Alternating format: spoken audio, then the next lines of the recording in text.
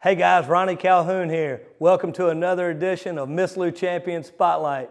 We've got Mr. Curtis Maroney in studio. Let's go.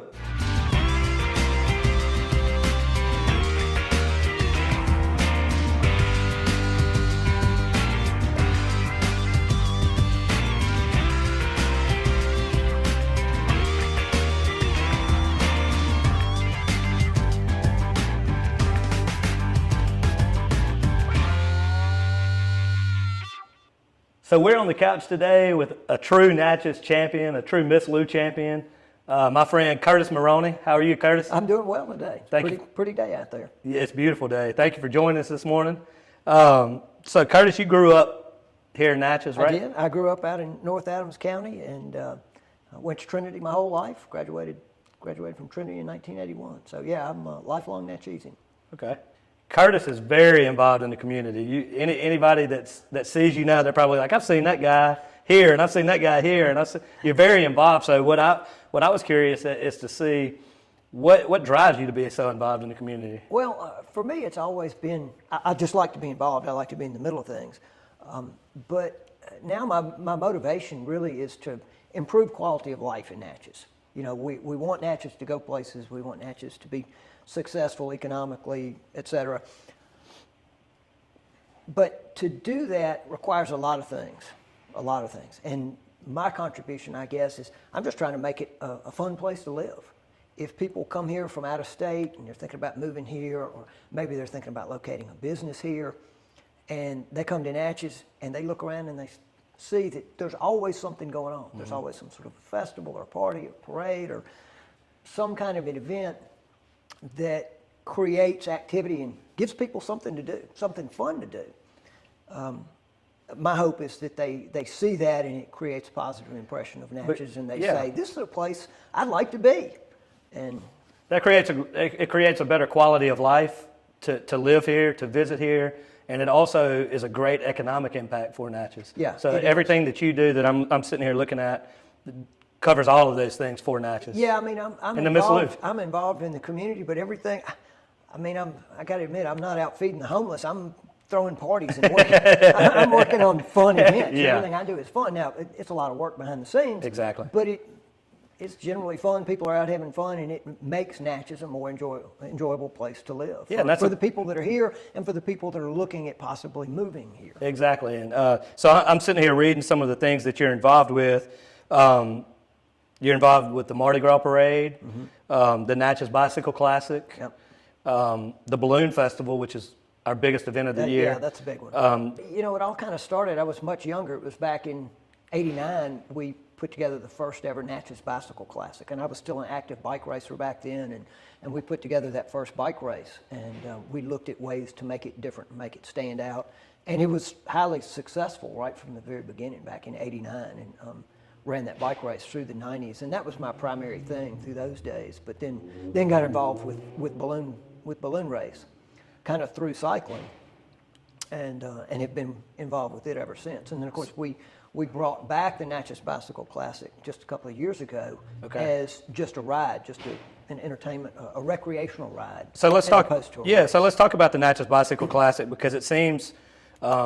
From the outside looking in, it seems like it was a pretty big success this past year. And so it started in when? '89? It originally started in 1989 as a 3-day event. It was what's called a stage race, where these guys and women would come in here from all over the place, and they would do a race on Friday, 2 races on Saturday, and 1 race on Sunday. Okay. And the results of each of those races, what's called a stage in bicycle racing terms, the results of each of those stages gets added up for a cumulative time, and whoever has the lowest cumulative time. So this was an official. Yeah, it was a big race. I mean, we had in the early '90s, we had as many as 400 racers. Oh my goodness! Would come into town, actual participants, and then when you factor in the support people that came with them, and family and friends, and we filled all the hotels in that. So it started. In '89, and went for how many years? It went through 2000. Through 2000? Yeah, it culminated in 2000. We also did the Men's Elite National Road Championship that year in 2000. The United States Cycling Federation, USA Cycling, called us and asked us if we would be willing to host the national championships. And we actually held the national road championships here in Natchez for the elite men's division, really cool. which is the top division. And it was put together kind of in conjunction with the Olympic trials that year in 2000. The Olympic trials were held in Jackson that year, and we had the elite men's national road championships, which was amateurs, the next day. Whenever you kind of brought it back, what is it now? It is now a recreational ride.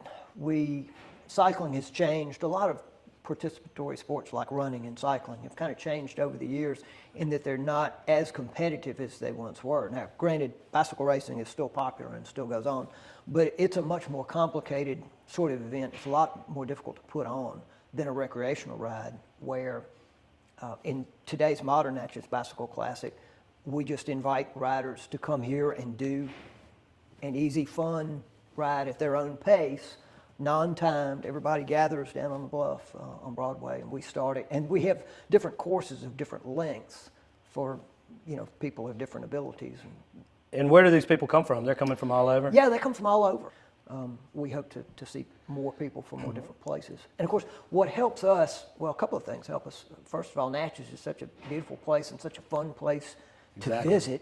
And then we've got such great places to ride bicycles, primarily the Natchez Trace. Is that where you guys, so you start at the bluff and then you sort of go out to the trace? Right, we go out State Street on out through Quitman and on Liberty Road to the Natchez Trace, and then you take them out the Natchez Trace. Well, that's really interesting, and I hope to see that continue to grow, and we'll work together to make that happen because it does provide a great economic impact. What we're going to do now is we'll take a quick commercial break to shout out some of our awesome partners who make this show possible. We'll be right back with more from Curtis Maroney.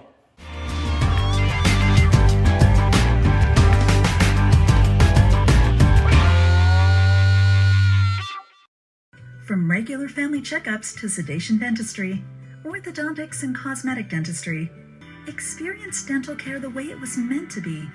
Right around the corner from a name you can trust, Miss Lou Family Dentistry. Come see us for all your handmade and fine jewelry needs here at 415 Main Street in Natchez, Mississippi. You can also find us on the web at riseandshinestudio.com. Always remember to smile big, shine bright, and enjoy the journey.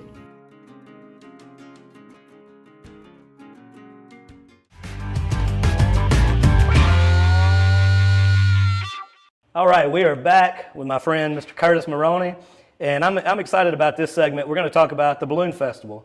I had a really cool opportunity.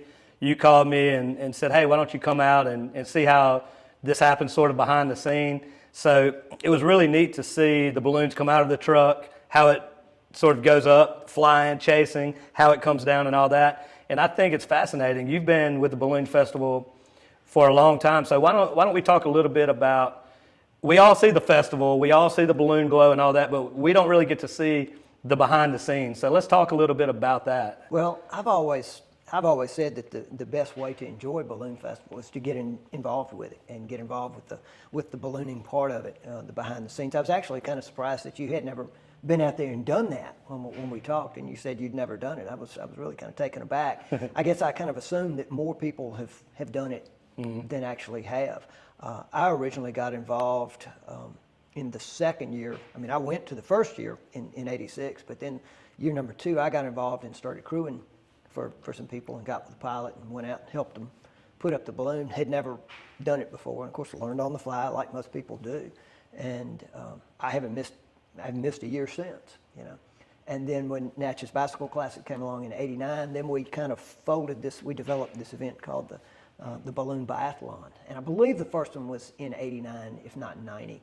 But it was a kind of a combination ballooning and bicycle event. And that got me even more involved in it, kind of behind the scenes and helping plan that event and help run that part for years, all while crewing and helping pilots, you know, get the balloons up. And I had one pilot that I crewed for most of those years, but there were a few years where he couldn't be here, and I would jump in with some other.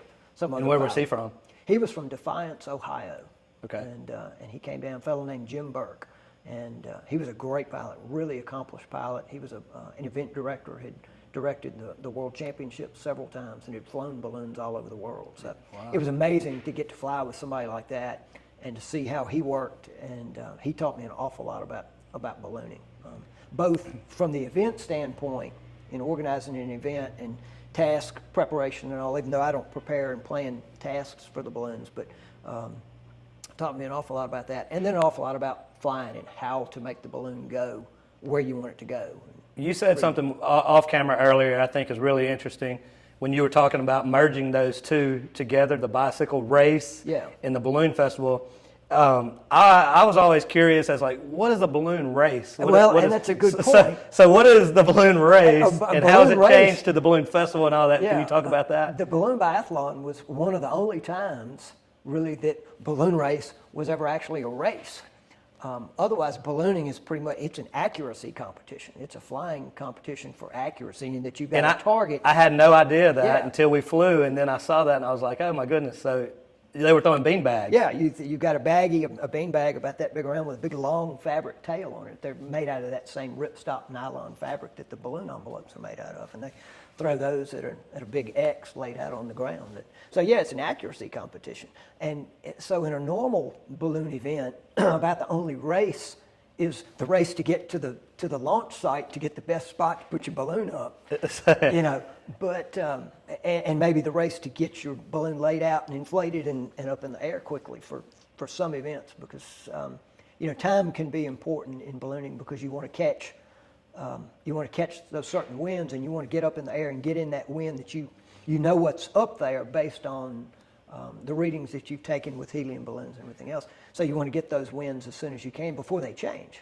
Well, that leads me into something else. So that's really interesting to me about the race part. So it's more accuracy than a race. But then I find that fascinating because of years people would ask me and I'm like, I don't really know. Yeah, it's like you see the balloons up in there. Well, that one's winning. Well, no, he's not. He's just out front. Yes. So that leads me to another cool thing that I learned this year was you were like, hey, we're going to meet at this time, and then we're going to figure out what we're going to do and all that. So why don't you educate us a little bit about, when do balloons go up? When is it too windy? What are those determining factors? It brings up a real good point and something that a lot of people don't understand about ballooning. They ask me all week long, sometimes longer before than that weekend of the event, they say, well, where are they going to fly? Where are they going to take off? Where are they going to be landing? I'm like, I don't know.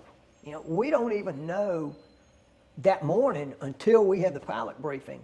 We have to look at the winds, look at the weather, see what the conditions are, and try and read the winds and the landscape and say, okay, based on what the weather's doing right now, we could go take off here and the wind will take us to there. And that gives us a safe place to launch and a safe place to land, and we can put a target here. And so we have to look at that. So you're talking hours. You can't really prepare the days before. You're talking hours before. Not even hours. Really? Yeah, not even that long. I mean, normally we'll have pilot briefings at 6:30 in the morning.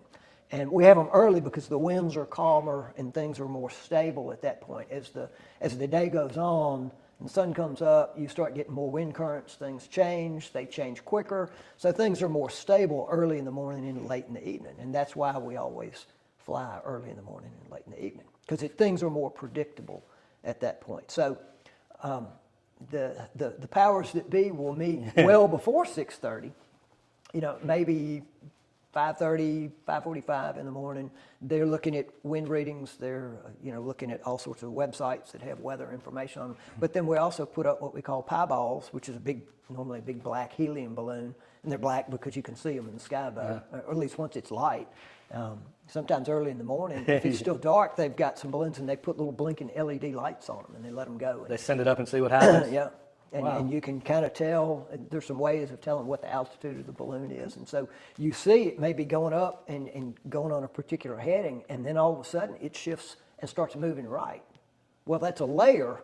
That balloon has gone into another layer of wind, and the wind at, say, 450 feet is doing something different than it was down at 150 feet.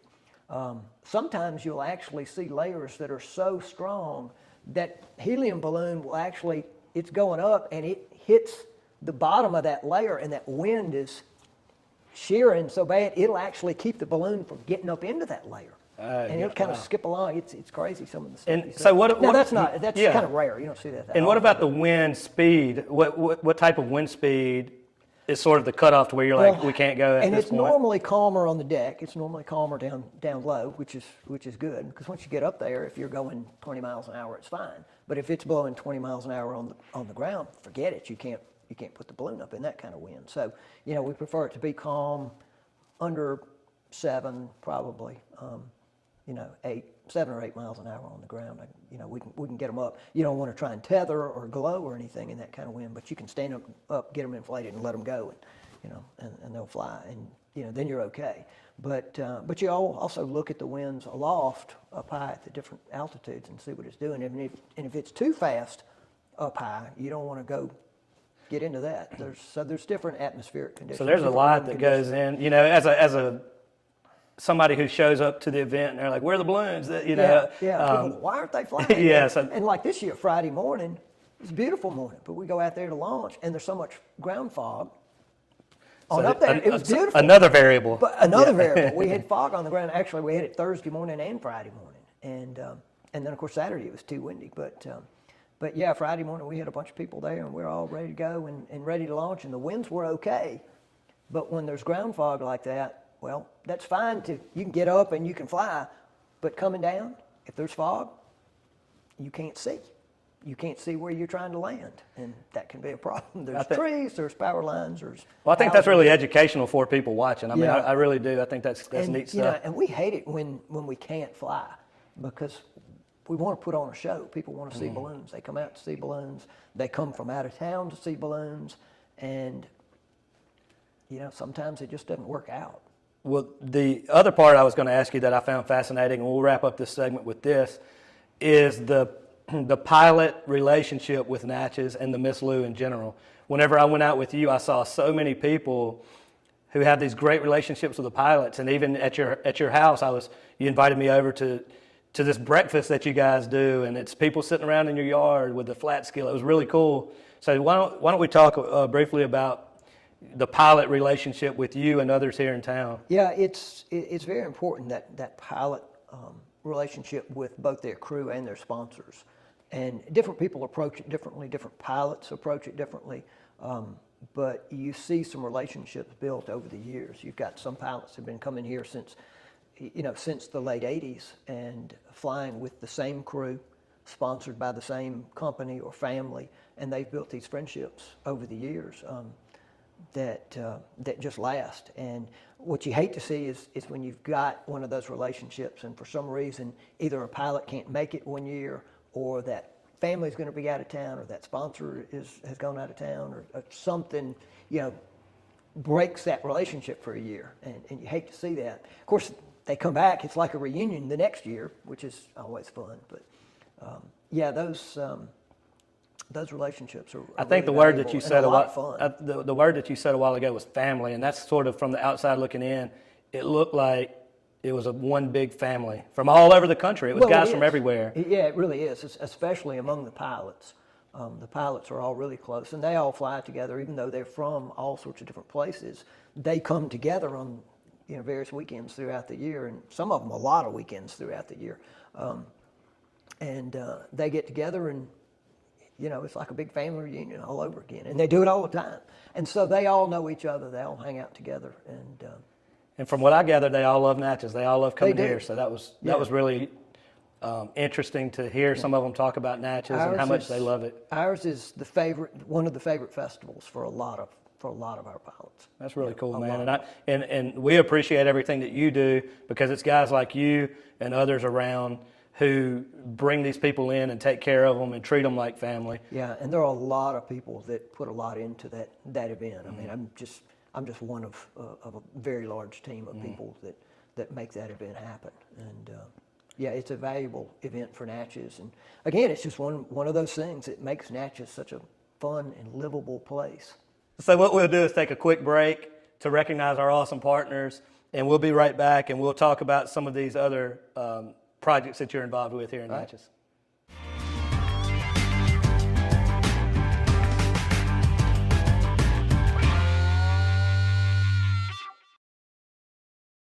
Welcome to your new hospital, Trinity Medical. Located in Faraday, Trinity Medical is the only acute care facility in the Tri-Parish area.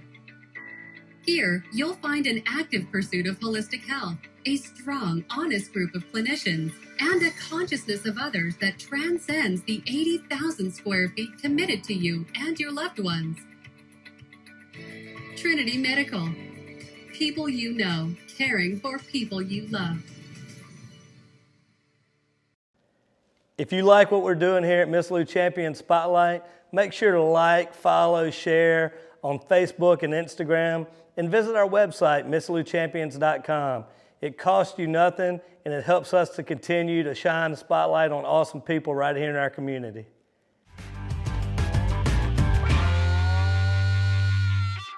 All right, so we are back in studio with Curtis Maroney. I mentioned earlier, Curtis, about some of the things you're involved with: Mardi Gras Parade, Natchez Bicycle Classic, Balloon Festival, Chili Cook-Off, Lumiere Light Festival, Lumiere Light Festival, and Christmas Parade. Why don't you talk about how and why people can get involved with these? Well, and enjoy them? Any organization, any event is always looking for help. It takes manpower to put on events, and you just need to find out who's in charge, who's running whatever event that you might be interested in, and go out and say, hey, I want to lend a hand. I want to help make this happen. And everybody's always happy to have help, and that's pretty simple. As for why, to make Natchez a better place. Get involved. It takes people, and all of these events make Natchez a better place and make it a more fun place to live. And being involved, it helps your community and it helps you. It helps your self-esteem. It's nice to feel like you're doing your part. Everyone needs to just try and do their part in whatever facet of life. So and you're saying, just reach out to people, yeah, and say, how can I help? Reach out. How can I help? What can I do? That's where it starts. Mm-hmm. That's how you got involved with a lot of these projects. Yeah. And then what about all of these events that you're doing for families out there? Well, Christmas parade. Who doesn't love a Christmas parade? That's right. Who doesn't love a parade, for that matter? Any kind of parade. That's right. The Christmas parade is coming up, and of course, it was changed last year. We'll be back to a traditional Christmas parade this year, and that's always fun. It's always fun to see Santa and to see the kids Santa's lighting back. up. Santa's back. For me, it's always a lot of fun to see all those people lined up and down the street, having a good time, enjoying being out with each other. And some it's a big family tradition, a big family event, and others it's something that they do together with their friends. But it's a happy time. It's a real happy time. Parades are always fun. And Mardi Gras is the same way. I think Mardi Gras, it's going to be end of February, the last Friday in February. So let's take one more quick break to recognize our partners, and we'll be back with the speed round. Hey guys, Ronnie Calhoun here. We just wanted to take a moment to recognize our awesome partners who make this show possible. Trinity Medical Center in Faraday, Miss Lou Family Dentistry in Natchez and Faraday, Sabrina Dore Agency, Vidalia, Hampton Inn and Suites, Natchez, Hicks Chicks in Natchez, Go Mart and On The Go Deli in Natchez, Rise and Shine Studio in Natchez, Concordia Bank and Trust, member FDIC, located throughout the Miss Lou.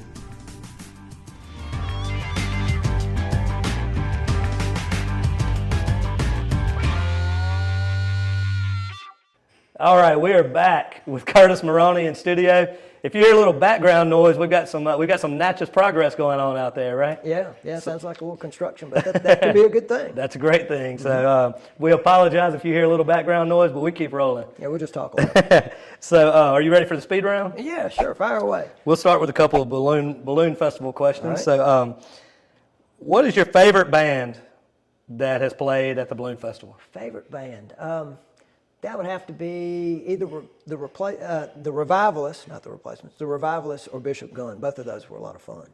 Okay. What about your favorite balloon? Based on looks, what is your favorite balloon? My favorite balloon, there's a new balloon, first showed up in 2019. Lady named Susan Stamatz from up in, I think she's in Ohio. She's got one called Midnight Glory. And it glowed at the top of Silver Street in 20 and 21. Actually, it glowed this year after Live at 5, or during Live at 5 on Thursday evening. What about the the scariest moment that you've had in a balloon, or that you know, or that you know of? High-speed landings are always the biggest concern. That or power lines, but I've never had a run-in with a power line, thank goodness. But those are the things that you worry about: is power lines and a high-speed landing. Oh man, high-speed landing in a cornfield, the way cornfields used to be, you know, where they had high rows, and boy, if you hit one coming in perpendicular to the road, it's like getting drug across a washboard. High speed, it beats you to death. But they don't really row crop corn anymore. They grow So it's corn a little smooth, a little smoother these days. now, Okay. yeah. But rough landings in Who would have high thought speed. about that whenever they changed the way they did it? That's not why they did it. I can promise you that. Okay, so we just had the chili cook-off. So here's a question for you: chili, beans or no beans? I actually have very strong feelings about that. Chili is actually not supposed to have beans in it. Beans are filler, and real chili, look it up. You may like beans in your chili, and that's fine. But if you look it up, chili is not supposed to have beans in it. So that's my preference. So you're in the Texas. You fall in the Texas. I'm a no beans guy. Yeah. Okay, so a lot of people that are watching know that you're a gardener. You have a little bit of a green thumb, I guess. Yeah, I grow stuff. And so, what is your favorite food that you grow in the garden? Probably cantaloupe. I'm pretty proud of my cantaloupes, and grow some really good cantaloupes. Had a lot of success with cantaloupes over the last few years. What about the easiest to grow? Man, okra. I'm still harvesting. I picked some okra last night. Yeah, I'm still harvesting okra. When I called you, you were working on okra. Yeah, it is easy to grow, and it's prolific. I'm telling you, it doesn't take a whole lot of okra plants to put out some okra. And I think I had 22 okra plants this year. Wow. And that's way too much okra. I mean, way too much okra. So let's finish up the last question. What is the hardest to grow? What kicks your butt the most in the garden world? Strawberries and carrots. Either one of them, I have not had much luck with strawberries and carrots, to the point I've given up on carrots. and I really don't think they're hard to grow. I just haven't had any success with them. How long have you been trying to grow them so far? I've tried to grow carrots, I think three different times. You're throwing in the towel. And I'm giving up on them. They're way too easy to buy in the store. They're so much prettier when you buy them in the store. Yeah. Well, Curtis, we appreciate you appreciate you coming out and joining us. Happy to do it. Just encourage people to get out and volunteer if you want to get involved. But if not, get out and enjoy all the things that Natchez has to offer. We've got so many great things to see and do. It's a beautiful place we live in. Make the most of it. Well, I agree with everything you just said, and we appreciate you. We appreciate the viewers watching. We appreciate all of our awesome partners, and God bless everybody. And as always, have a champion day.